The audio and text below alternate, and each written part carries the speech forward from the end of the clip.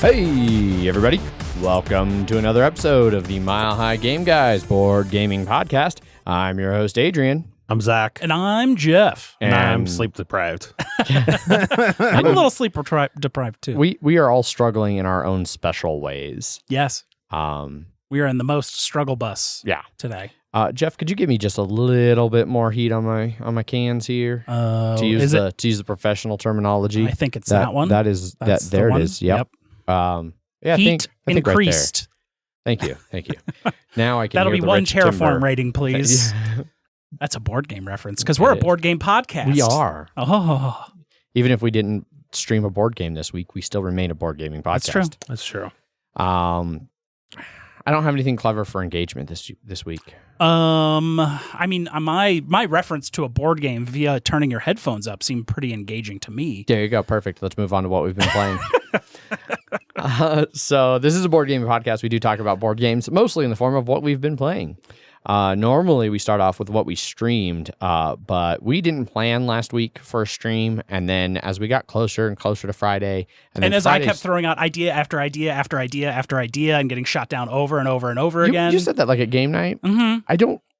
Granted, I'd been drinking. I don't remember shooting down a bunch of your ideas. There was at least 8. 8? Yeah. I can't even remember. I do remember you suggesting some games and some like hemming and hawing. I don't remember shooting down 8 games. We just released them to the wild, and they love us, and they're supposed to come back. Yeah, that's how that's what I was expecting. None of them came back. No, they did not. Yeah, and then Friday rolled around. It was like, okay, guys, so we should decide on something. And Jeff was like, I've got friends coming to the brewery for a couple hours, so. Yeah, and I was just kind of like, I did a Dungeon Delver stream last night, and I'm helping Megan. You know what? There you go, Dungeon Delvers. Watch that instead. Yeah, it's still on Twitch. It is. See, episode 1, the audio starts out real rough, and then I was like, "Hey, Adrian," on our which I can't believe no one in chat. Real bad. And I kept even being like, "Okay, I'm tweaking the audio, guys. Let me know in chat if it's still bad." And then nobody would say shit, and you'd be like, "Dude, the audio fucking sucks." Because it was Boyd, and he didn't want to say anything bad. I was going to say, was the audio so bad that they didn't hear you say, let me know if the audio is still bad? I don't think so. They just heard. No, it was just very tinny. Gotcha. We had very tinny, very echoey. It was the first time in a long time we've had all of the mics on. Yeah. So we had all the mics on. Probably without 6 people here? Huh? You had 6 people here again? And probably not with enough pre-show tuning. No, because fucking people were late. There was drama. Clue was getting heated. She was getting mad. I could tell. She's about to start throwing bows. She's like, it's my fucking... Like, because we tried hard to, like, promote it and, like, start on time. Yeah. And, like, Clue and Allison got here, like, 45 minutes early and then just fucking sat here. So... You could have been swapping seats, checking audio. I mean, I was doing other things for setting up the stream, like trying to get all the mics, the cameras working again, getting the alignments. Yeah, I rearranged the lights, which maybe you can tell if you're watching the stream. Other games we played. Yeah, game night. So we had game night at Strange, my favorite place to do game night. A lot of people's favorite place to do game night, I think. We, being Megan and Wes and Chris Evans, coordinated to play Terraforming Mars early. We tried this a few weeks ago with Jeff and some other people, and then that just completely fell the fuck apart. Yeah, I got there super late. Yeah. And like there was just no coordination beforehand, and people were like, yeah, I'm down for that. And then everybody bailed. And anyway, Megan and I have still been really wanting to play real Terraforming Mars, full Terraforming Mars after playing Ares. Not this Ares expedition bullshit. Exactly. Just shipped today for me finally.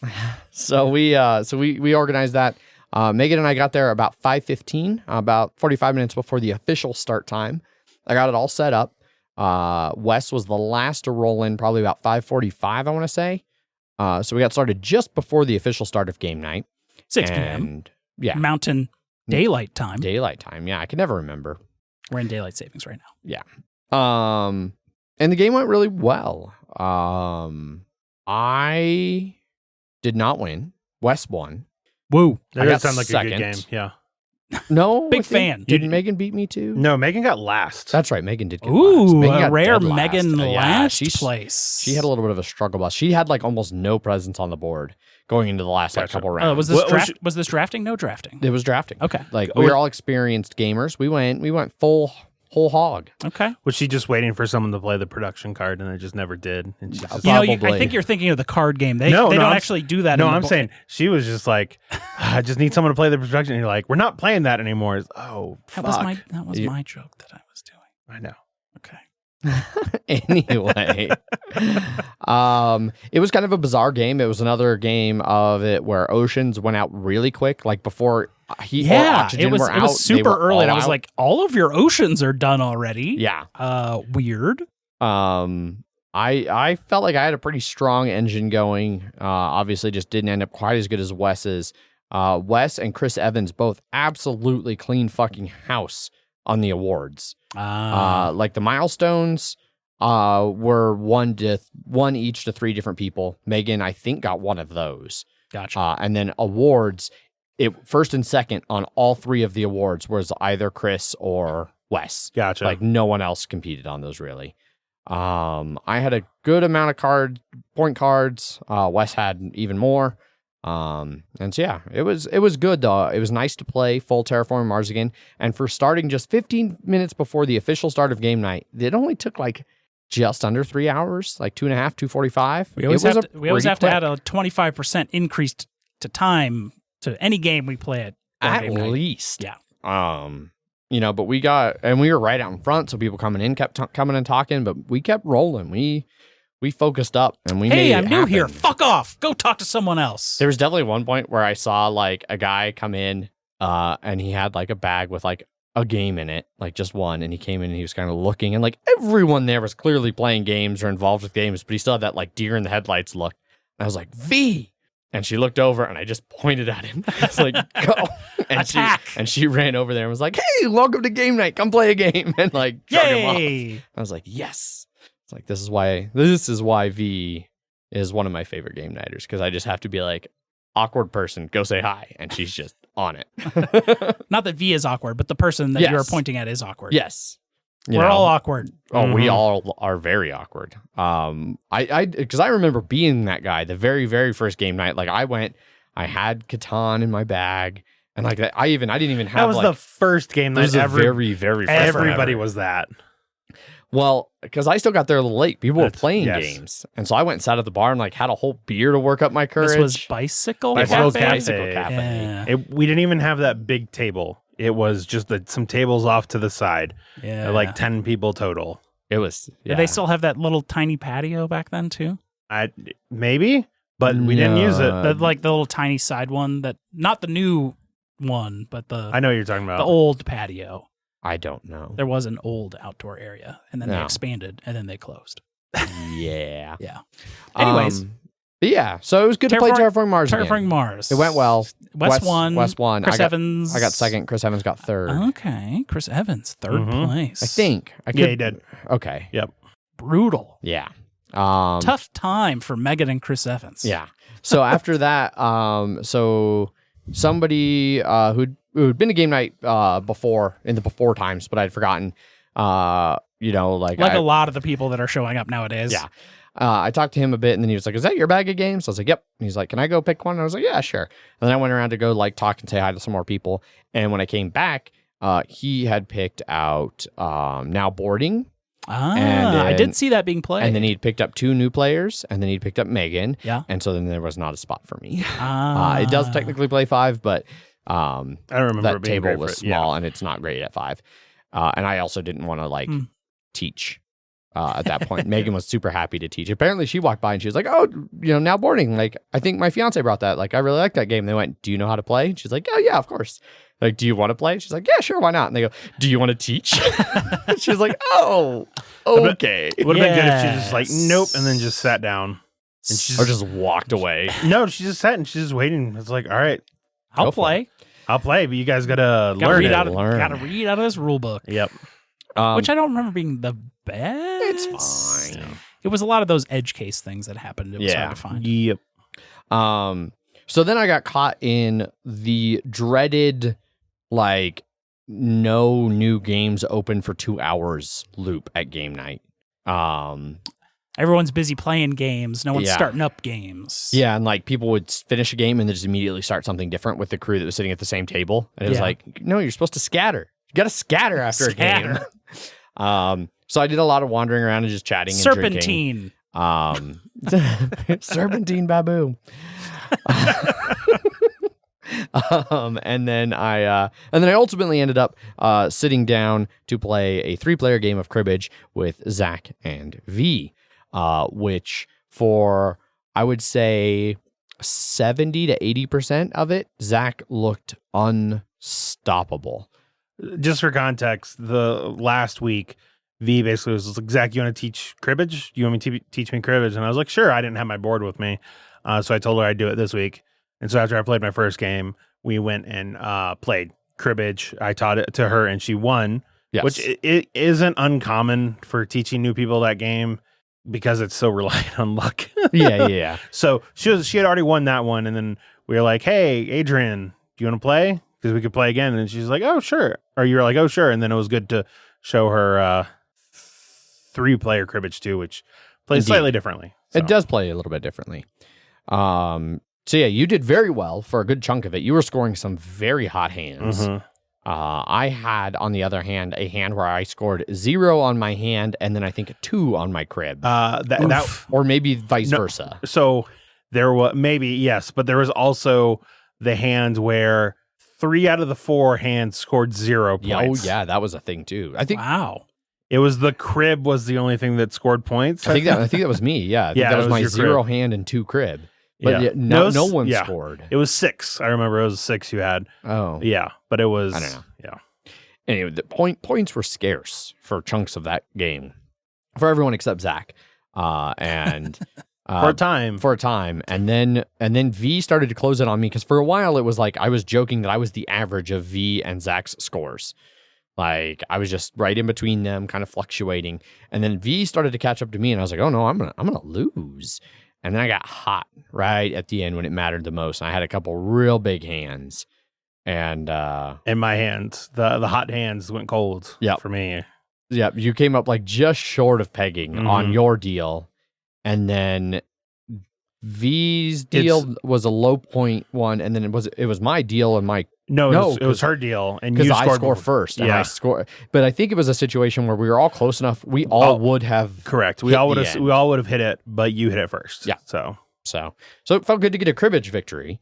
And then we were riding home, Megan and I was like, man, that feels really good. I was like, I just took the podcast cribbage crown back. I was feeling real good about it, and I was like, wait. Zach didn't have the crown for me to take. That bastard Jeff. Correct. Yes. So now I gotta try and take that crown from you. Correct. Yeah. So that's all I played. It was not a board game heavy week for me. Megan and I did play Spirit Island. I don't think I talked about that last week. We played that recently. I think you did talk about. Did I talk about that last week? I'm pretty sure you did. Okay. Yeah, you played the Jester. Yeah. Oh, yeah. Because then people even chimed in on chat. The Trickster, and people were like, "Yeah, that's kind of the bullshit." That one sucks. Yeah. Which can confirm. Okay, then yeah, no, nothing else besides Terraforming Mars and Cribbage. So, Zach, you've talked about the Cribbage game that you played. What else did you play at game night? So before Cribbage, I played with V, and I'm assuming at least 1 or 2 of those new people were the guy that you pawned off to her. Yeah. We played Between Two Castles of Mad King Ludwig. We ended up having 6 players. 6 players. Jeff and I were sitting on opposite sides. As opposite as we could be. Yep. Zach didn't want to be adjacent to me after no particular reason. Twilight Imperium things. And so we played that. Jeff was in a burn it all down mood, I guess. Yes. And so we made sure to have the new people spread out so that there was a new person with them at least on one side. Yeah. So like a veteran, a veteran person. Yeah. So they could tell how because it's still one of my favorite games for that size of group because it's unique in that competitive collaborative game, right? And so it's interesting just trying to build the best fucking castles you can while making sure your other people's castles fucking suck. Yeah. And Jeff ended up having the best castle with V. With V. Nice. Yeah. but only the third best castle with my new person. Correct. Because I had 56, and then there was a tie, 2 at 58. So that then went to tiebreaker, which put them in first and second place, putting me in third place with 56. Yes. Rough. So, yeah, and if I had gotten 2 more points over here and 2 points less over there, I would have gotten the tiebreaker. I set myself at a nice third. Yeah. You know what they say about wishes? They say something. I can't remember what it is. I don't but either. All I know is that I was the person that ended up winning that one. Yes. So I had 58 and 60 as my 2 castles. Okay. V, like he said, him and V had the best castle, but then that was at the expense of her other castle. That one had the lowest score, and so V ended up getting 5th from that. And it was nice because she kept trying to shit talk with me because, as you remember, she got a full dose of that when she sat in between Jeff and I. Yeah. And so we were shit talking to each other, and then she let it slip that the tile she wanted most was the kittenry, and so you took it. We drew a new stack of tiles, and it was like the fucking first one that I saw. And what's great too is it wasn't like I drew from a pile of 9 things out. She handed me that tile at before the beginning of the game. She's like, "Here are your 2 stacks of 9." And I was like, cool. And I picked the other one. And I could have picked that one first. If I had picked that one first, I would have known she wanted that and it could have gone through. But the fact that as soon as she told me it, I picked it up. Oh, hey, kittenry. And then I put it on here. And it was great. Anytime she tried to smack talk me, I was just like, it's not a kittenry though, is it? Oh my God. And then, the person to my left that I had the 58 with, that we tied on that, his other castle was also 58. So that's what got me the win, was that my higher castle was better than his. Okay. But yeah, still a lot of fun. I have the expansion that I still need to play for that. But we were just playing with her copy. Soirees, secrecy and soirees. Secrets and soirees. Secrets and soirees. Cool. Yep. I like Between Two Castles. I have no idea what the expansion actually added. It added enough for an 8-player, 2 different solo modes, I think, and then also secret entrances and things like that. So yeah, I remember they cleaned up the 2-player and solo mode. Yeah, I wanted to bring mine in, but I realized that all of my expansion stuff was in the one box, and you want to split that up amongst everything, or it's just all right, we're gonna grab from these, and then we're just only grab. I was just like, God damn it, and so I'll do that at some point, but I just didn't feel like dumping all that out. So it probably doesn't all fit in one box anymore. It still fits in the same box. I mean, it came with an insert that fits in there. Okay. Although not all the tiles fit, which is a little annoying, which is really weird. Annoying. Yeah, but it's fine. Okay, it's a lot of fun. Cool. Anything else you want to talk about, or are you saving the? No, I did. So I did start an exit game by myself. I forget what I was doing. I was wanting to watch something. It was on Friday night. It was after we didn't stream. I was like, I want to do something. And then I have 5 or 6 exit games that I've just been waiting to play that I've been buying. And there are 2 of them that were bigger box ones. But they weren't there was one big box one that was in my mind, it's Chamber of Skulls, but it wasn't. That's not what it was called, but it was like that. But it had it was 3-part adventure in there, sure, or 2-part that you got halfway through, and so it took 2 to 4 hours. So there were 2 other exit games that were similar size, but these had puzzles in them, and I don't mean I mean actual puzzle piece puzzles. Yeah, that I was like, well, that's interesting. I opened it up the first time, and I was like, well. It's like that dead dove inside. You open it and you're like, I mean, they weren't wrong. There are puzzles in here. I just was not expecting actual puzzles. I thought it meant jigsaw puzzle. Jigsaw puzzle. Thank you. Yes. And so, but I tried doing it by myself, and I got 3 or so solutions in, and then it started doing cool shit as they want to do. They are wanting to do, and I was just like, I should just play this with somebody else. This is cool. And so whenever I play with someone, I'll be like, FYI, there are two puzzles that are already solved. And then the second one, I will tell you when you get it right, but I will sort of shut up until then. But it's still It's pretty interesting. I'm liking that it just adds another gimmick to it in a new way. So cool. Yeah, that's it for me. After we canceled streaming, speaking of Friday, I definitely then was like, there's nothing I want to watch on TV. There's nothing I want to do. Like none of my Xbox games sound fun. None of my Steam games. Have you watched Invincible? I was like, no, I have not. You should watch Invincible. I was like, I should have invited Zach over as soon as we canceled to finish up Pandemic Legacy. Correct. Oh, we can do that this week. It'll be fine. Yeah. Well, they finished it up at game night on Wednesday. Some people did, yes. Yeah.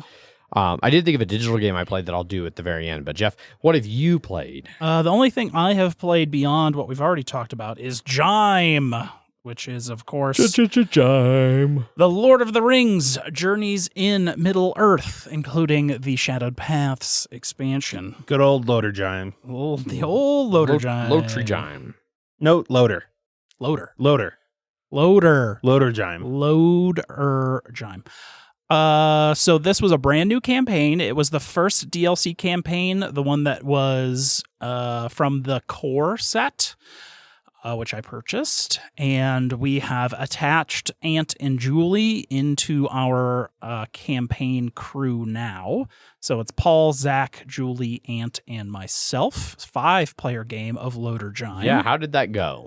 As the BGG recommends not by 70% playing it at 5-player, I thought it was totally fine. Yep. With no issues whatsoever for 5-player. I think it helps also just the group of 5. I think that helps. Yes. That we're not as it definitely feels like to an extent it felt like it took a little longer, but also it doesn't because it's based on the timer is based on how many players there are amongst other things.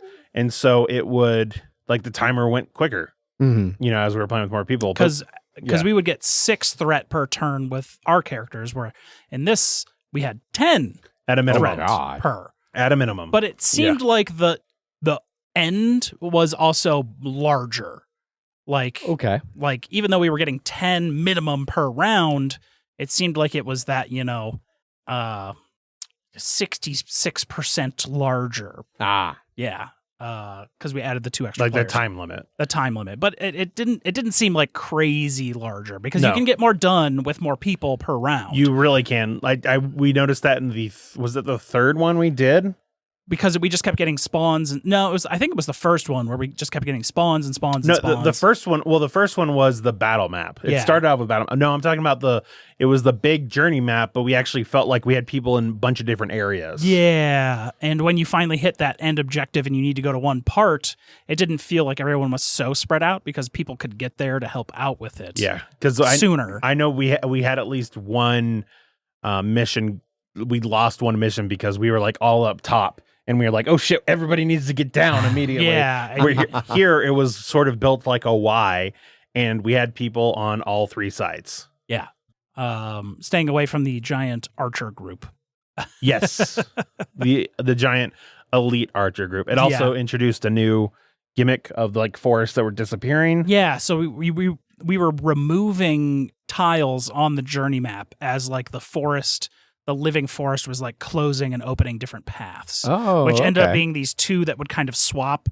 And as we became friends with certain trees, we could talk to them and it would swap back. The first time we did it, we totally fucked Zach because he was the explorer person that wants to go to new tiles. And we're like, oh, well, let's just try talking to the tree about paths. And it was all right, remove. And it was the way Zach wanted to go. And so Ant had to spend basically his entire next. That was Paul. Paul, because he did it for the first action, and so we were just like, Paul, you got to switch me back. Yeah, we got to switch that back, Paul. So we were, and then at the end of every round, it would do it at random as well. But for a while, it was take one out and put another back in, and then kind of swap them. And then at one point, it was just take them both out. Yeah, you have no paths. Yeah. Well, and it was real bad for Ant and Julie because they were caught on one side that was difficult terrain, so it was already hard to get out, and a cavern, and then there was the named fucking warg in there. Yeah, this whole campaign is about wargs raiding the Shire, and there's a named one, and it talks, and it's weird. But she got she tore one of his teeth off. and got Julie did. Yes, and tore so she one got of Colfang's teeth out. So she's got a jagged fang necklace, something like that. That sounds about right. Yeah. Yeah. Wolf Fang. I don't know. Wolf Fang. Yeah, something like that. But yeah, Wolf Fang Fist. Yeah, that's what it was. Yep. We also our second mission was a deduction one, but we were able to move around and just look at so many things like on the first and second turn. There were 10 things out and like I think we got it by the third turn. Yeah, we were expecting to have more happen, but it was just like, look at all these things, and then they asked us like, "Hey, I'm looking for something. Do you know what it is?" And it's big and it's old and it's dwarven and it's near. You kept it nearby, and then it's like, oh, but then it kind of throws in like a trick question. It's like, oh, where would this item be found of these 3 options? But there's also like a none of the above option. We're like, yeah, like that credit shit. Yeah, likes to do that. Like credit report, it's like, hey, did you live in one of these things? And it could be like, no, I didn't live at any of them. What auto loans do you have? I was like, none, no. And then am I supposed to have an auto loan? Are you saying that I have an auto loan? It says it says here you have all 3 of these actually. So so yeah, we did the part 2, and then after part 1, it was actually like, oh, you can stick around and get some like information about your journey. And so we're kind of doing like the side missions, and you can kind of choose like A or B, but then you can still go, if you chose A, you can still go back to B. So we finished part 1 and then the A-B path. We finished the A path, and then we will have the B path next. Yep. Because it was like the first mission and then getting back to the Shire and then trying to find out information for our next journey, which we are doing again, which... yeah, we'll see if like time matters in this, because it was definitely like, oh, if you leave immediately, there are some advantages, but also just doing that like mystery one gave us enough lore to where all of our items upgraded to level 2, which will be very vital. It will. I'm playing Ballin. We're all playing new characters. Yeah, all brand new. So we played 2 campaigns at 3 characters each, and we had 5 new characters, and we were able to convince Paul heard you talk shit about him enough on the podcast that he didn't try to play Legolas again? Yes. He is Arwen, who is an herbalist, who has a very impressive, just like, you can just heal a player nearby. Yeah. Ooh, like, nice. As your character power. You're just like, yo, heal. Nothing to it. Mm-hmm. Which has come up every once in a while. It's been fairly easy so far, but we're still fairly early. Yep. Okay. Ballin has turned. I have built Ballin's build into like, he has shield hatchet and an armor instead of a cloak, but that means if I ever take damage, I can negate a lot of it, and as long as I take 1 damage and I have the right cards out, I can get 2 inspiration and ready 2 cards, prepare 2 cards out of my discard, and something else beyond that, like I can prepare a card with guard in the name of it. Yep. Which is the card that lets me do lots of fancy things. So I look forward to my next round as Ballin to just negate everything but 1 damage and then get a huge benefit. Yeah. I think he's made to be like very solo-y. That's what mine is too. Yeah. So, like my character, my character, what's her, Eleanor? Yes. She's a human? Yeah, she's a human that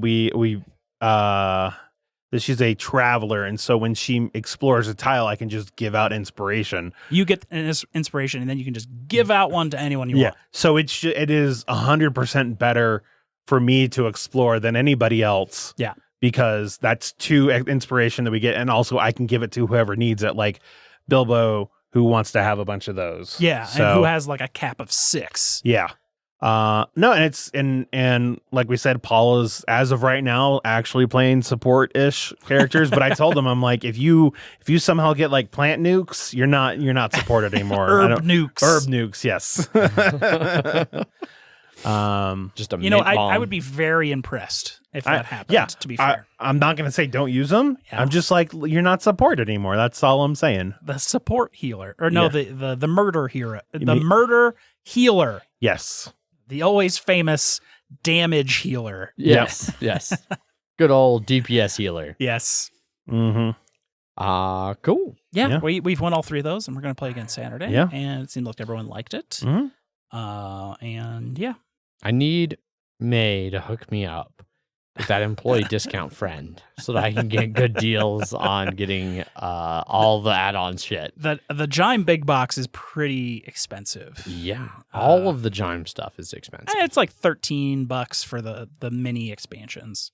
Just don't have a ton. No, but the mini expansions seem like they actually have content more for that DLC campaign. Like it comes with a mini for the boss warg, right? Where it would probably just make you use a regular warg with like a special with an elite flag or something like that. But it also like that wolf fang necklace is a card in that small box expansion. Sure. So it comes with a couple things. Yeah. But I think there was either like the knives or I think another set of knives came. Some like weapon expansions or something like that in there. The handkerchief maybe. Oh no, the scepter. The scepter was an item card that was in the expansion. Gotcha. Which is part of the original campaign. Okay. Yeah. Cool. I'm putting off the big thing that I can't wait to hear about. Uh-huh. So Jeff, was there anything else you played that wasn't Twilight Imperium? I don't think so. Okay. So now we can talk about Twilight Imperium. Did we talk about Twilight Imperium? I think we talked about Twilight Imperium last week, didn't we? No, it was Tuesday. It was, It was Tuesday, which this is the first recording Yeah. after. Yeah. I feel we've just mentioned it so much in other spots. Mhm. So I 100% was just gonna be like, if Jeff just forgot about it or didn't feel like talking about it, I'm just gonna let that ride. So we played a 4-player game of Twilight Imperium 4th edition on Tabletop Simulator. We had a hard cutoff time of like 11-ish p.m., which we did hit before the end of the game. I was late because of something. Traffic. Because of the fucking All-Star game. That's what it was. The fucking All-Star game. Coming from Boulder into Denver with the All-Star game traffic was a fucking nightmare. But I had played it before, and I was just like, I'm going to play Titans again because I know how to play them, and I just played them in Titans. Everyone else had chosen factions. We had the Turtles, which Zach was playing. Yep. Zacha. And then we had the other factions in the game that I barely remember. Oh, why can't I not picture them in my... Was Jolnar? Universities of Jolnar was Universities of Jolnar. And then I don't think it was a new faction. It was, the Clans of Sar. The SAR, yes, with their mobile bullshit space docks. Yeah, the Space Werewolf Janitors. Yes, Space Werewolf Janitors.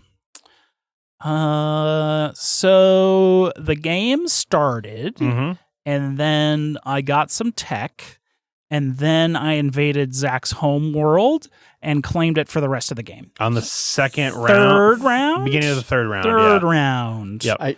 I just remember somebody messaging. I think maybe it was Ian. Who'd you play with? Was it? No, I think it actually was the end of the second round. Okay. Yeah. I don't know. I don't remember who you were playing with. But somebody jumped in and it was Jeremy. Jeremy, that's who it was. Yeah. Was like, oh my God, you guys. I cannot wait to hear on the podcast Jeff recount how he is just having his way with Zach in this game. Yeah. I mean, they're like, to be fair, Zach's being a really good sport about it. and like I said, it's real easy to be a good sport about something when you have to verbally like engage in like I had to engage in the talking. Like it was just quiet, and then if I wanted to engage, I had to specifically do it. And there was no camera on me or anything like that. Yeah. What it was is you just heard a lot more talking from everybody else and not that much from me. Yes. Because the Titans have super cruisers. That's kind of like their PDSs and their cruisers are their like two things. Because their cruisers can get like move 3, capacity 2. And I was in the position to be like, Zach's home system has like nothing. And I can just jump in there with like 4 fighters, a mech, and a ground force and like have As long as I win the space combat, I'm not going to have a problem, even with all of his PDS shots, because I think his flagship was nearby. It was, but because your cruisers can sustain damage. Yes, and the cruisers are sustain on top That's of that. an amazing ability. Yes, the cruisers for the Titans of Ul are very good. Yep. They're Transformers, more than meets the eye. And so I took his planets, and then he came back, and then he wiped out my space fleet, but then he only took one of the 2 planets back, and then I was able to score the secret objective of, like, own a planet in the same system with someone that owns, like, the other planet. Yep. So that got me, like, 2 points.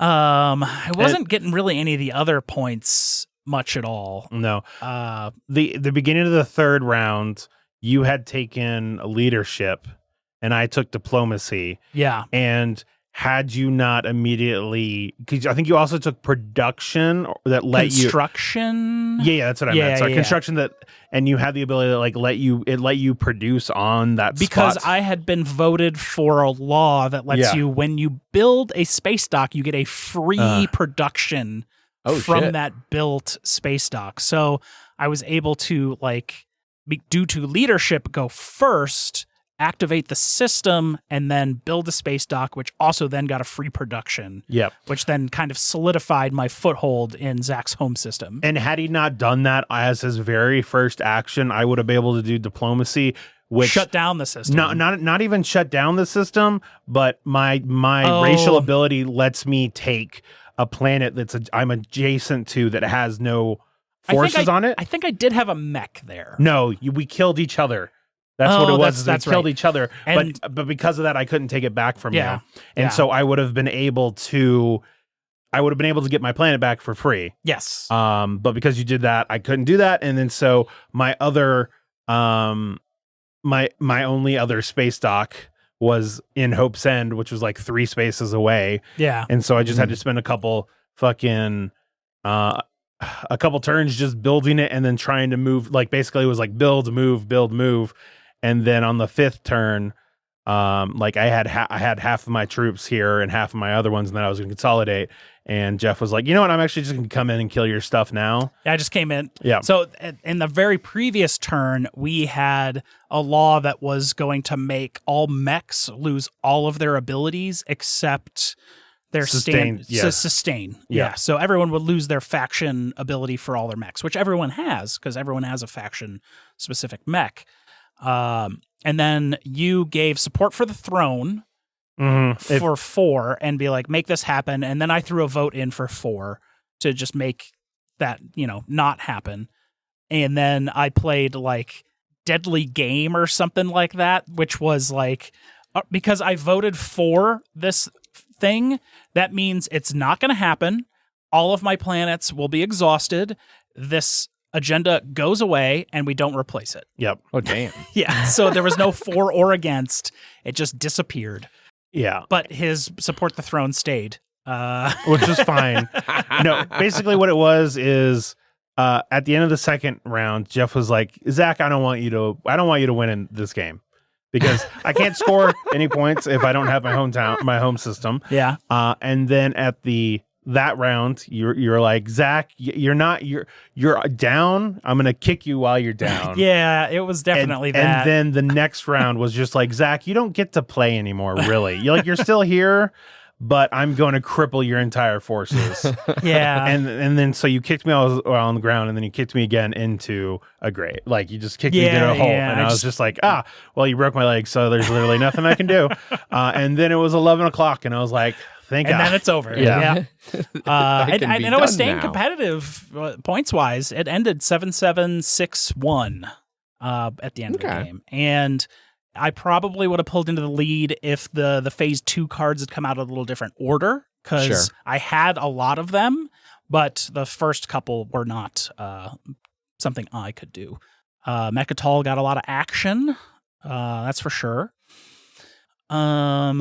Yeah, the Titans of Ul are pretty cool. Yeah, I like them. There's another faction, or maybe it's a tech that lets cruisers sustain like their ability, and that is amazingly nice. So I had two of my racial techs. Had I thought about having them out at all, like one of them was like when you activated my home system, I could just have been like, exhaust this tech. All right, your turn's over. Yeah. And then you couldn't have done anything with it. You activate it, and then that's it. That's it. You can't move. You can't do nothing. Or there was another one that I could spend a token, because when you know it, I had plenty of tokens. Yeah. Because I wasn't really using them for shit. Yeah. But I could have spent a token from my strategy pool and exhaust the tech to cancel an action card that had been played. So I was like, if I had this one, I could have canceled your fucking card that would have, or the one that let you just not have the law. I could have canceled that one. The backstabbing plan or whatever it was. Yeah. Yeah. That would have gotten rid of all the laws. Yeah, because all of his mechs have PDS, so that's what we deactivated, and that's what really let me go in and finish him off, is because I was going to take a ton of PDS shots just from his mechs. Yeah. But without that, I could just kind of... Yeah, because my mechs and my flagship have... they can shoot adjacent. Yes. Like, they just start with that ability. Yeah. So it was... Like, I had a lot of shit. Yeah. So the game did not end well for me. At all. Yeah. I believe the scores were like 8, 7, 7, 6, and 1. Yeah. It helps that the cruisers are actually like really easy to build. Yeah. And then it's like, well, I don't need carriers. So let's do this. Yeah. And you have a lot of cruiser models, so you can have a lot of them. Oh, and they're cheap. Yeah. They're cheap to build. Two each. Yeah. Especially with capacity at 2 or something. Yeah, that's pretty fucking OP. Like, I knew that the pirates had like pretty OP cruisers, and I wasn't no. Like I said, one reason I left it open because I wasn't expecting you to fucking move 3. So, yeah. Was it 3? It was 3. Yeah. Okay. Yeah. Maybe. Perhaps. Yeah. Yeah, and that's we ran into an issue where the space werewolf people were that looks like a 2, because I moved from here 1, 2 into your home system. That was only a 2 because this was my main production, and then I went 1, 2 through that system. Okay. Yeah. All right. Yeah. And then at the end when I finished you off, that was a 3 for. Yeah. But yeah. They're nice. I like them, and they have PDS that are also a ground force. So it's a PDS that can then be like fighting on the ground, as well as being a PDS. And then every time you activate a system, you put your exploration. When you explore, you put your Titan's token on there, and then the next time you explore, it's just like replace them with a PDS or a mech and a ground force. And then your homeworld turns into Cybertron and shoots space lasers. Your home planet actually becomes Space Cannon 3. So it's like a super PDS. So if anyone even gets close to your home system, you're like, super PDS. Yeah. But your flagship is bad, but your flagship is free. So you can, every time that you would like activate a system with a PDS, you can just replace the PDS with your flagship. Okay. So you get it for free, but it doesn't have any special abilities. And special ability is you get it for free with take off a PDS, put it in your flagship. Yeah. And then so I got like a solid 3rd in that one. As a not finished game, but looking forward to that 8-player at the MHCC. Yeah, good old Cabin Con. Good old Cabin Con. That game is going to take all fucking day. Yes, it What will. day are you playing that? Friday. Okay. There will be nothing else played that day by anyone playing that game except Twilight Imperium. Well. And I believe people were saying like, oh, we can start like noonish. I was like, we need to start at like 5 a.m. Then we might be done by 9 p.m. Yeah, it's going to be a long game. It's going to be a big fucking map. Yeah. I will definitely say it's sort of a little annoying that with the expansion, it deludes the tech public objectives. Yeah. Which are good for being able to like be like super aggressive. Yeah, because so many of the other ones are fucking being like this one was like you needed to have 6 planets outside of your home system, like be at 3 what was the other one? It was be in 3 systems that contain no planets. Yeah. I don't know what anything else was past that because I had no reason to know any of them. That's it for me. Cool. Yeah. Well, I think that pretty much wraps up what we've been playing. Oh, I wanted to chime in. I did start playing. I finally got enough store credit built up on the Play Store. I got through the Ages app and started playing it. And I remember why I didn't like playing in real life. But the app's pretty okay. It does a lot of the extra work for you. And so I'm fine with it. It was have 5 or more non-fighter ships in one system, and then I think one of the phase 2 ones was like have 8 or more or something. God, that's like a that. huge fucking fleet. Yeah, and it's like, oh well, let me never want to give a shit about spending this much fleet. Like, Right? It's like, gross. I had enough tokens for that. I could, could have done it. Maybe that size of fleet could have taken back your home system if No. you could have gotten one. No, because it would have been fucking destroyers or shitty cruisers. Oh, So fair enough. Yeah, and that's TI4. Indeed.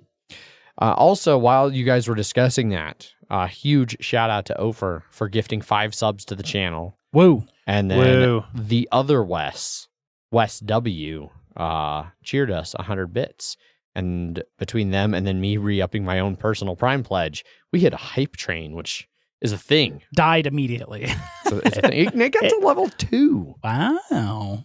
we unlocked some emojis. Some Choo-choo- emojis and choo-choos. stuff. Mhm. The hype Oh. dog. So yeah, thanks for being a part of that Twitch chat. Yeah. Right on. Now that we've covered what we've been playing for board games, we can do a little bit of short banter. It'll probably be pretty short because I think we're all pretty exhausted. We finished Ofer's Sumo stream. Yes. He did day 15 yesterday. We all tuned in for watching the finals of the Sumo. It was very hype. And super fun learning about like a weird Japanese ancient sport Yes. and kind of everything that goes along with that. I saw a man take an incredible amount of salt into his hand and throw it in a very impressive fashion. And sumo's fun. You know what? If you watched a cut down version of it, That's not too bad. 20 minutes for a whole day. Yeah. How bad can that be? Not too bad, I suppose. No. That was one of the things that really bummed me out when I went to Japan back at the beginning of 2020, is we were there like in between the like rounds of sumo. Yeah, or it's whatever. every other month. Yeah, they'll do and it. so we missed it.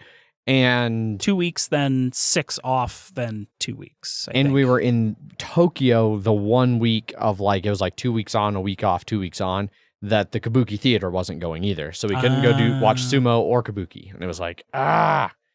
all the reasons I have to still go back to Japan again. So yeah. My banter, I'm going to Washington next week. This week. Washington? State Washington. Yes. Like 10 goddamn dicks? Yep. I was trying to remember other lyrics to that song. Besides 10 goddamn dicks? Yeah. We're going to Wenatchee for a friend's wedding, which will be pretty awesome because I'll get to meet another fan of the show, Taylor. So that'll be cool. She sent us Wedding a game invitations that I we don't haven't played forever. No, we're going to a different friend's wedding. I see. But she also happens to live in Wenatchee, so we're going to meet up for maybe a beer and a board game if we can. City Spies. So she sent us City of Spies, and she sent us the RPG Blades in the Dark that Mile High Dungeon Delvers did a one-shot of like a little over a year ago. So I think I purchased the expansion to City of Spies as well. Oh, okay. When Stronghold did their like bundle of games, like get 10 games and we'll give you random ones. Unless you choose specific ones, because we're gonna send you bad ones. Do a wedding. So it'll be interesting. So we're going there for the wedding. The wedding was actually last year. It's like a wedding celebration at this point. Fucking COVID. But the person we're going for was the person who hosted the beer exchange where Megan and I met.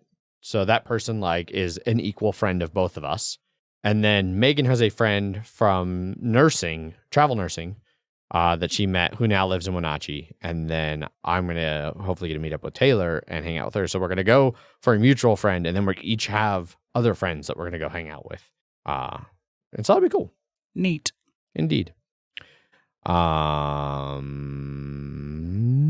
Otherwise, shit's been boring here. Megan went kayaking, so I had the weekend to myself besides work. I watched Formula One. Yeah, there was some drama, wasn't there? Yeah. The number 2 guy ran the number 1 guy off the road and sent him to the hospital and then won. And then everyone's either huffy or not huffy, depending on who you wanted to win. About the level of punishment. About the level of punishment and also the level of extreme celebration he had at the end of the race. Oh, he went a little overboard. He went being like, well, it was his home race, and he hadn't won in like 5 races, and it was like longest streak he hadn't won in like 7 years or something like that. And so he was going hard, like, yeah, I'm the fucking best. He was hugging Tom Cruise. You know, literally his guest in the Mercedes garage was Tom Cruise. Yep. Great. Also, Harrison Ford was there in the Williams garage. Okay. And at one point, they red flagged the race because the guy ran off and they needed to haul him out, and it was hospital. It was bad. They had to repair the wall. Shit. Yeah. And they shot like Tom Cruise and Harrison Ford like chatting to each other. But yeah, I was a little like, I don't like this. Yeah, Ofer seems to agree with you. He says, Hamilton, you douchewad. Yeah. But I mean, it was his home race, and like this was his 8th win at that race. But like also like knocking out your number 1 opponent and the guy that was beating you in lap 1, in a thing that got you a penalty. And then celebrating so hard was, it has been divisive in the racing world because everyone's just like, oh, Max does it just as hard. But I don't remember the last time Max sent someone in the wall into the hospital because of that. Yeah. He definitely got a bad concussion, but thankfully was cleared later that day. Wow. Pretty awesome safety equipment in those cars. Yes. And also the cars don't weigh much at all. Yeah, true. People were saying it's like, if this crash had happened before X year, he would have been dead, like easily. But he's not, so which is good. And we'll see what happens in a couple weeks. Cool. As Hamilton will need a bulletproof fucking armored car as he goes into Belgium and the Netherlands area where the guy he knocked out is from. So I expect a lot of booze coming his way soon. Yeah. He just has to rev that engine more. And so the booze, so cover it up. And Ofer has mentioned that Hamilton has been getting a ton of racist comments. He is is the only black driver in Formula One and has literally been the only black driver ever in Formula One, and he is getting a lot of that. Yeah, which the world sucks. Yes, it does. Which sucks. I'm not a fan of what happened there, but I don't have to, Yeah, you don't be racist about it. You don't want to say that, and then those assholes are like, "Hey, you agree with us?" And you're like, "No."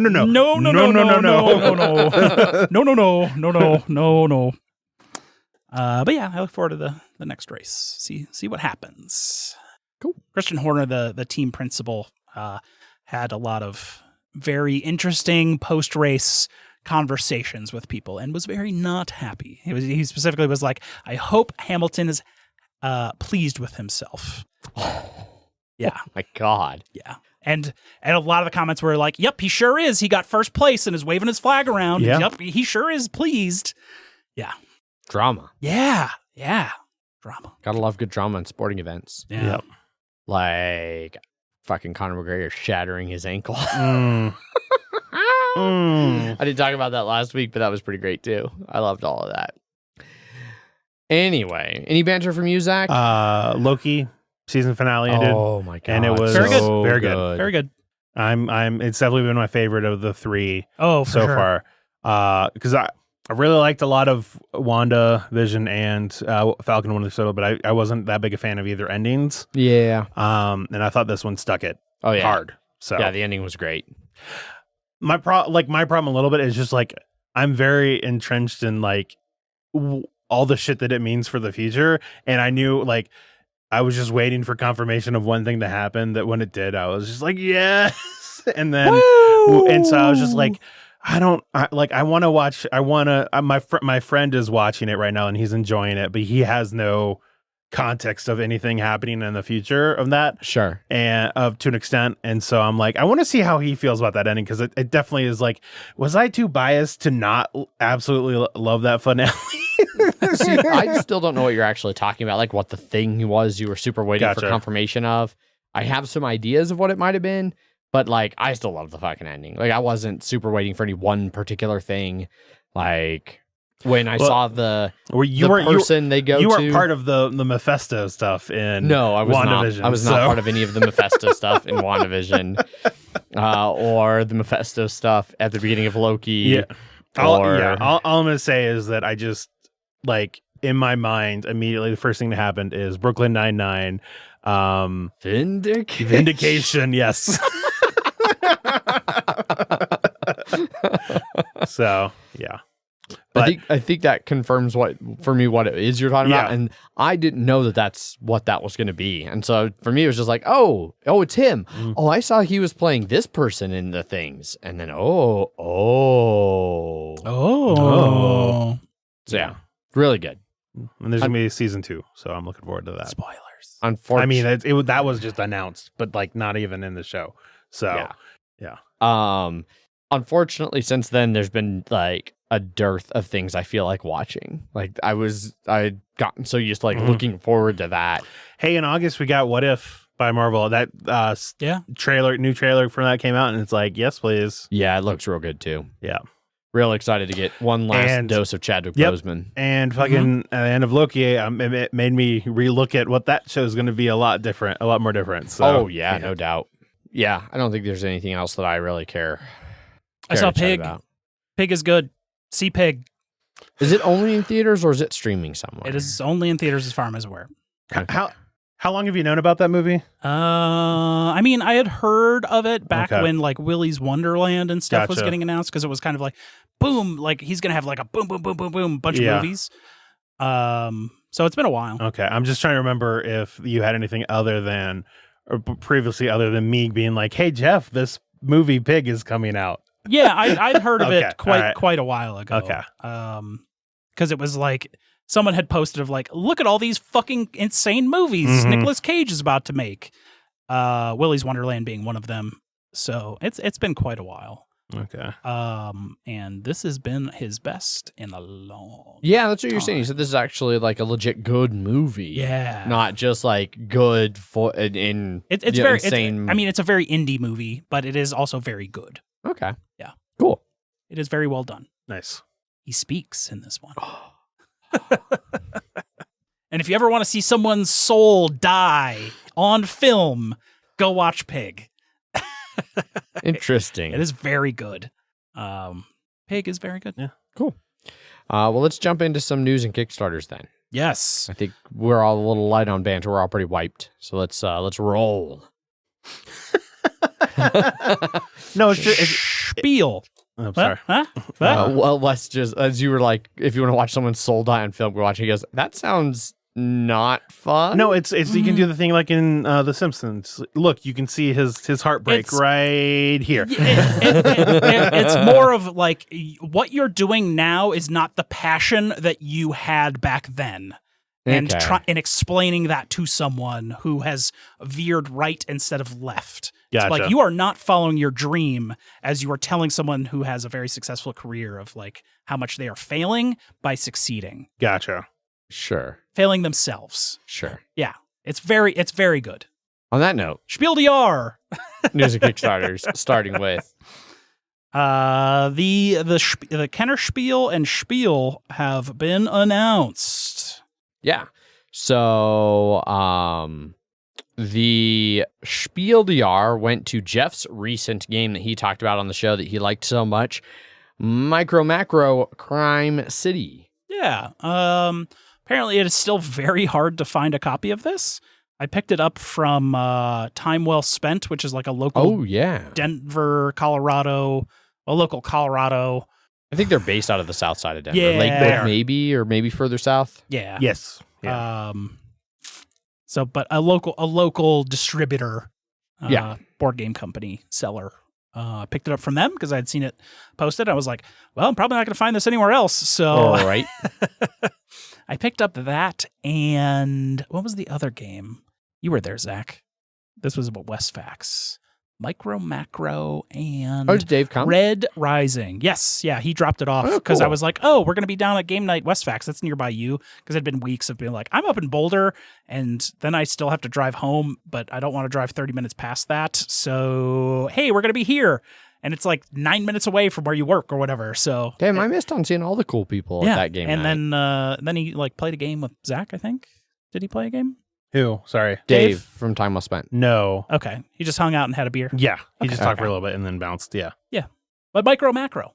Won the Spiel DR. Some people would say not even a game. It is kind of Where's Waldo. Yeah. But I mean, I feel like that's still a game. Like the way they tie the different parts of Where's Waldo. Yeah. Like find this Waldo. What's he doing? That will tell you where to go look for the next Waldo. That makes it a game. Yeah. It's very light. Yeah. But I could see how it won things. Speaking about what is or isn't a game, really quick aside, anybody listening who's interested in like game theory or game design type stuff, I don't remember the channel that did it, but I saw a YouTube video the other day about how tic-tac-toe is a super weird game, and it was a great video, and you should go find it and watch it. I posted it in the Slack channel for Board Game, but that'll be gone in like, I don't know, a day or two at the current rate of Slack chat. But I bet if you just search tic-tac-toe is a weird game, you'd find the video. It's good. Go watch it. Yeah, a Micro Macro currently living at a 1.09 in weight. Nice and light. Yeah, very light. For a little bit heavier Spiel stuff, the Kenner Spiel this year went to Paleo from Peter Rustmeyer and Hansum Gluck. So apparently, according to the BGG here, that means that this year, both the Spiel and the Kenner Spiel went to co-op games. That's cool. Yeah. So, yeah. Yeah, Paleo, I vaguely heard of it. I haven't heard a lot about it, but it's basically like you're a band of cavemen trying to keep each other alive, like cooperatively hunting mammoths Stone Age and stuff. cooperative. Yeah. I think your main goal is painting a woolly mammoth on the wall so that humans thousands of years later will know that you once existed. Yep.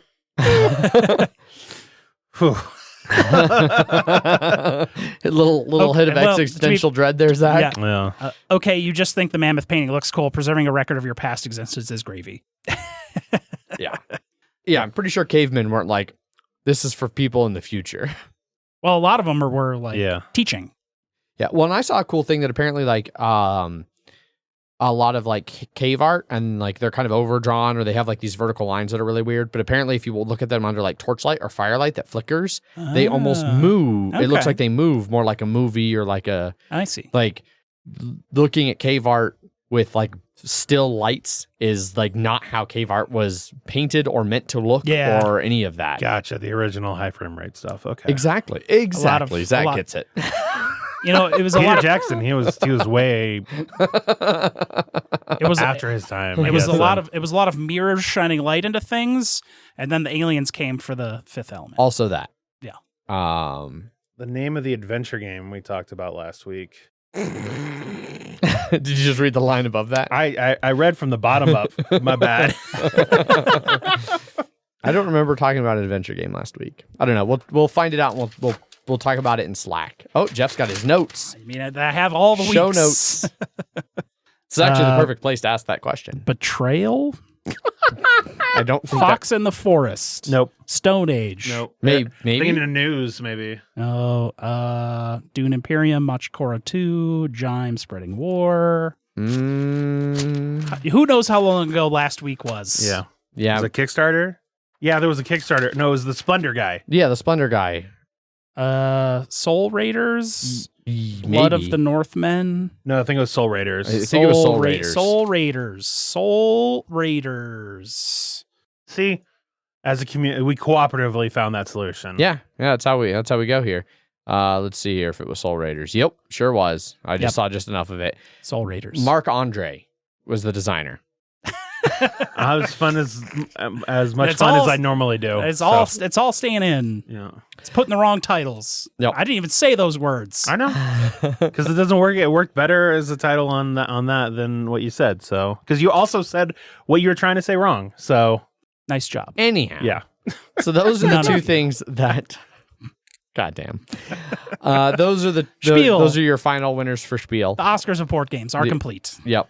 Yeah, that's also it for news because that's the only news that we found this week.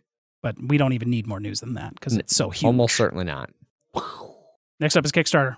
First up on Kickstarter, we have Spires End. 137,000 of its $15,000 goal, over 3,100 backers, about 3 weeks left to go, and you get this one for only $40. Yeah, and specifically, this is Spires and Hildegard Sequel to their horror-themed previous.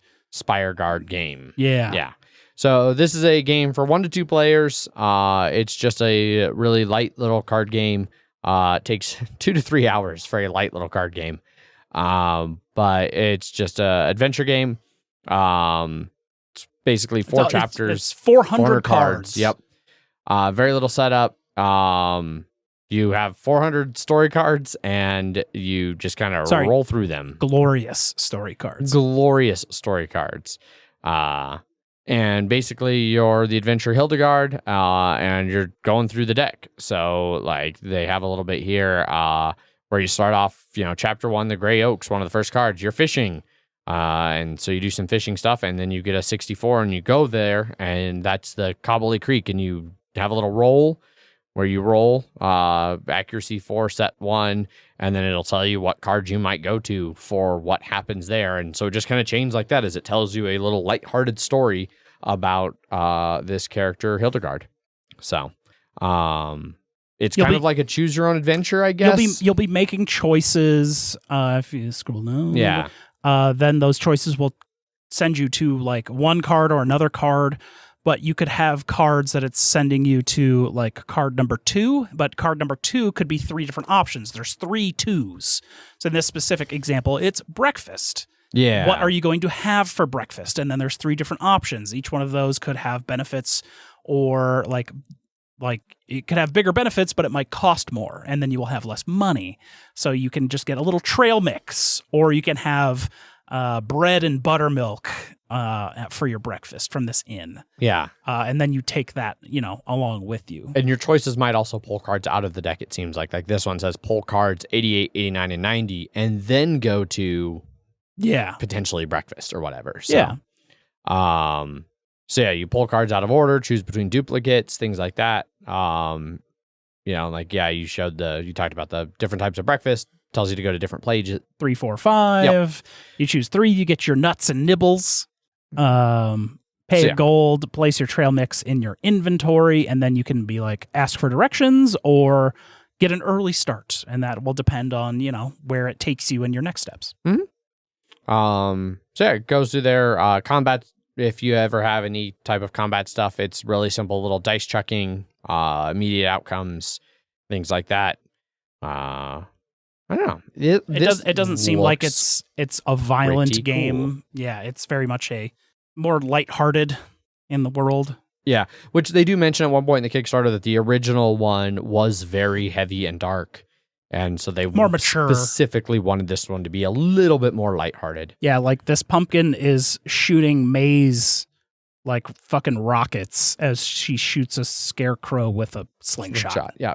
Which her main weapon throughout your adventure is just a slingshot. Yeah. And I know for the 2-player mode, it's her sister that is a boomerang. Although it is apparently mainly a 1-player game with the ability to do 2-player versus other way around. That classic Viking boomerang. Yeah. I don't know. Maybe Vikings had boomerangs. Maybe they did. They probably didn't call them a boomerang now. No. They called it a sword. A bent sword. A bent sword. So they do point out that this is primarily a solo game with a 2-player option and not the other way around.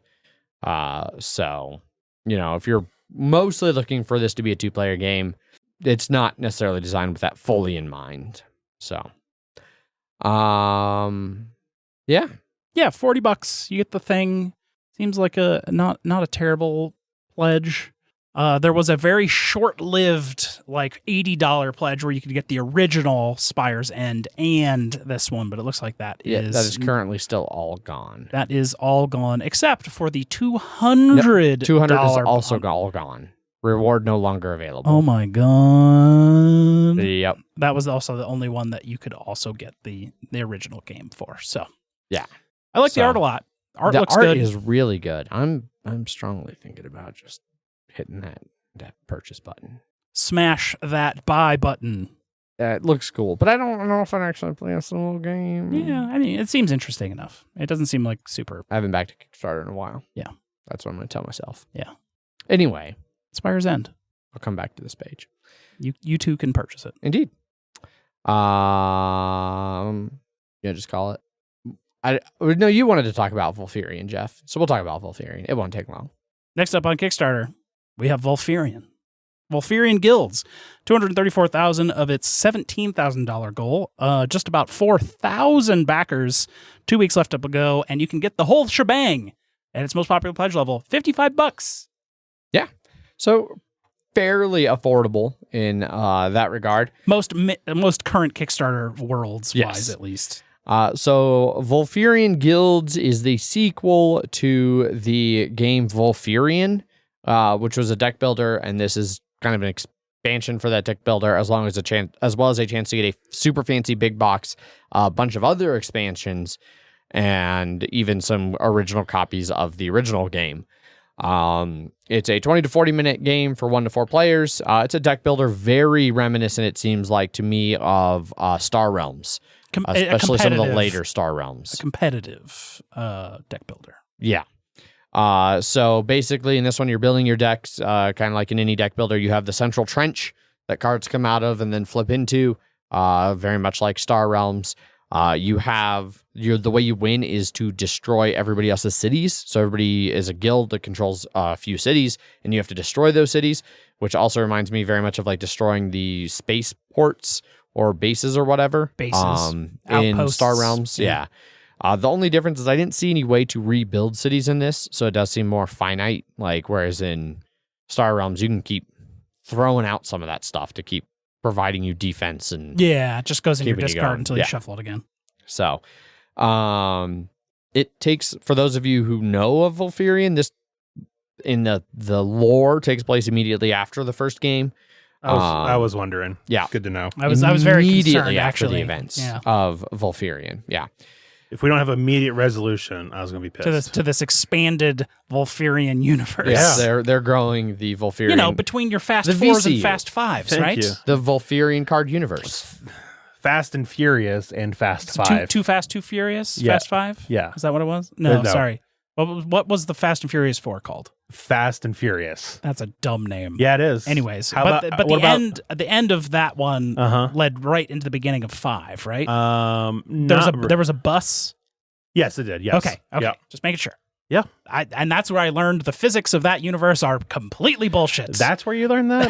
Well, I hadn't watched any of the other Okay. ones. I was at a bar and it ended with one and started with the other, and I thought it was the same movie, and then they came up with the next credit, and I was like, oh, that's where it was a break between two movies. That bus hit the back of a car and then flipped over it with no damage to the car whatsoever. And everybody lived on the bus somehow, even though it just fucking ate shit. You see the roof crumple as it like rolls. On a prisoner bus, too. So Hey, prisoners are notoriously tough. They survived prison. that's true.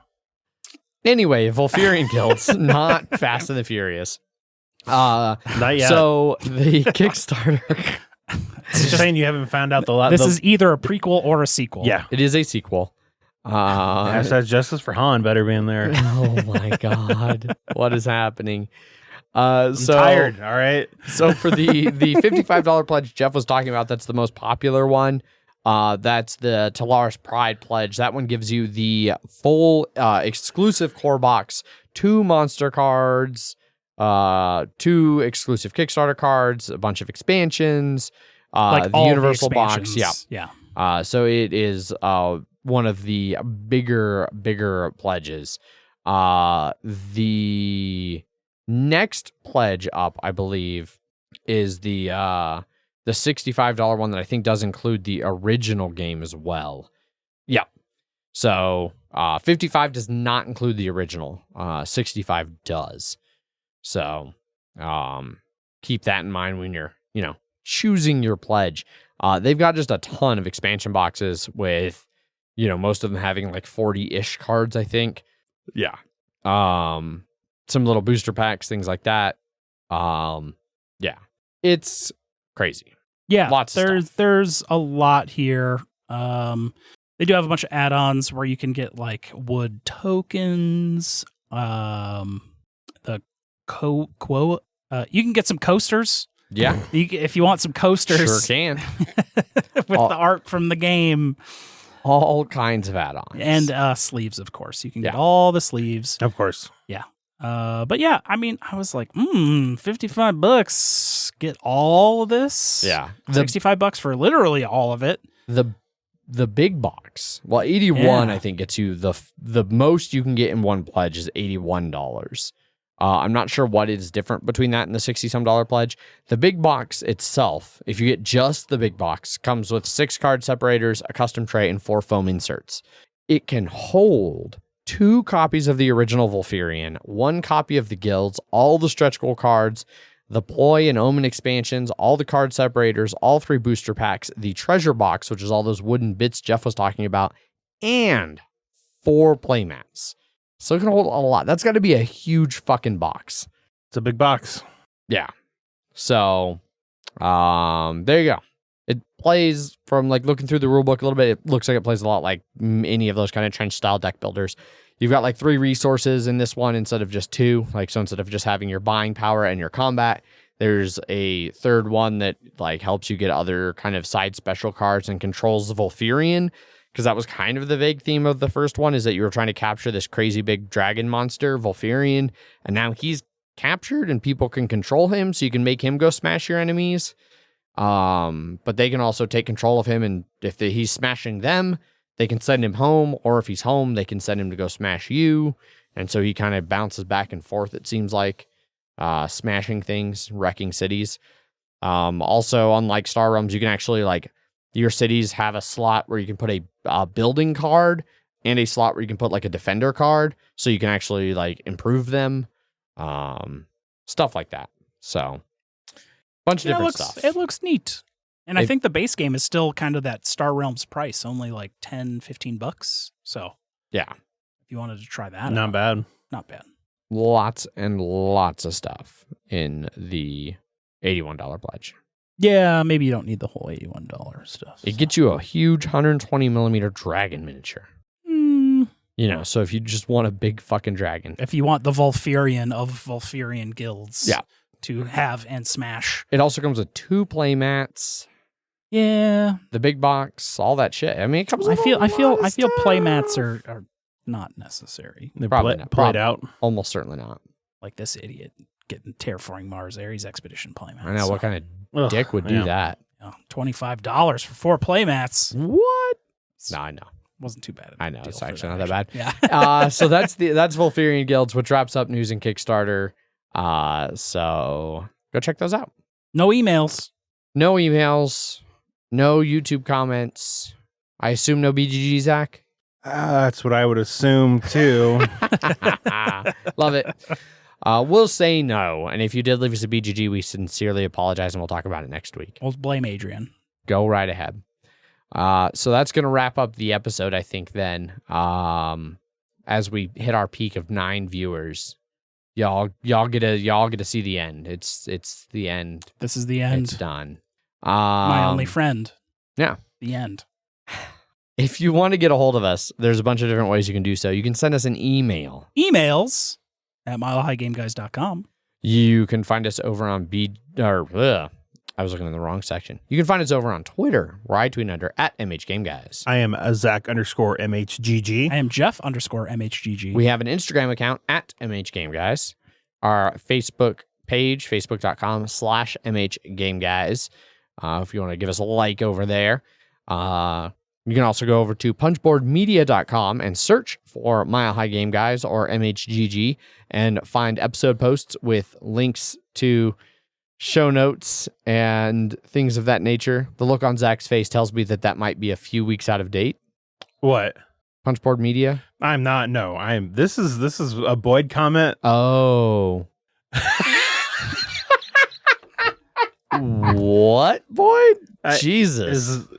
I don't even. I'm hoping this is a Tenacious D reference, but that's all I I don't think it is. I don't understand at all. Come on, Cage. You're coming to hell with me. Yeah.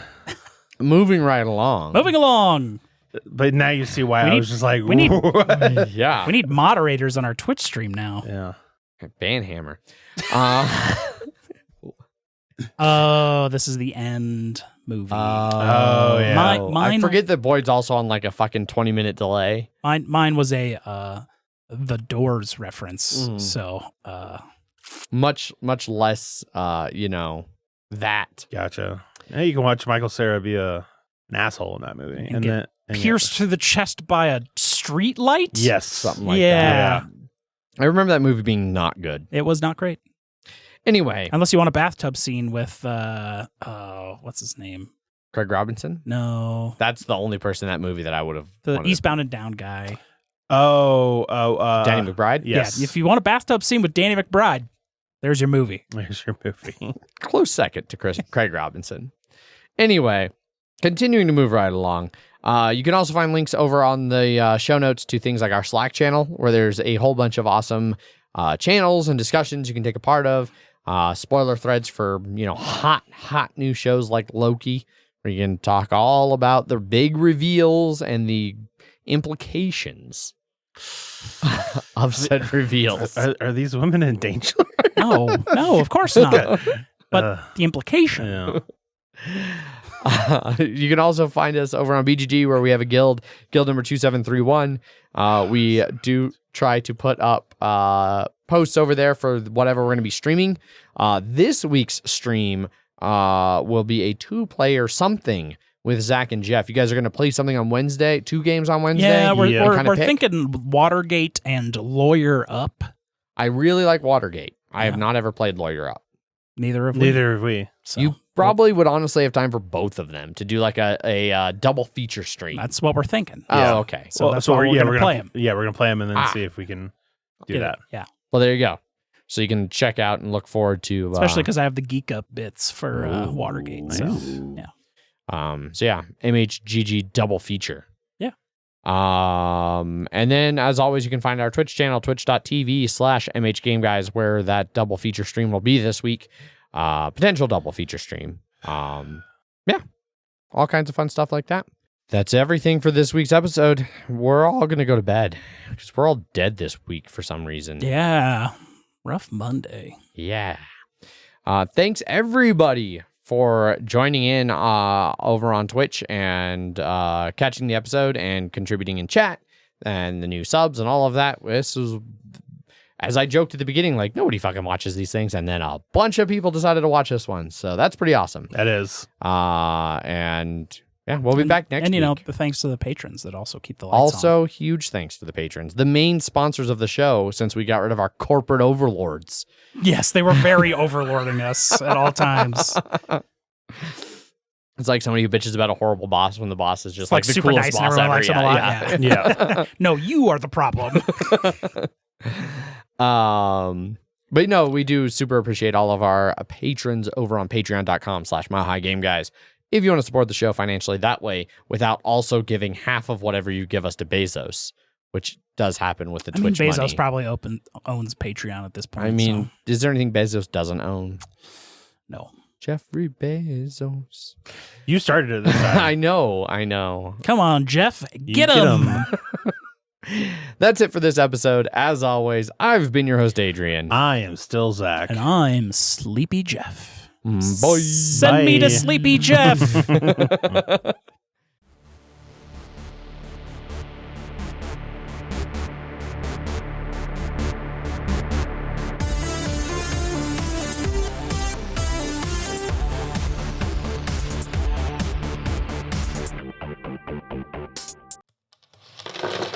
Punchboard Media, where we all Bring something to the table.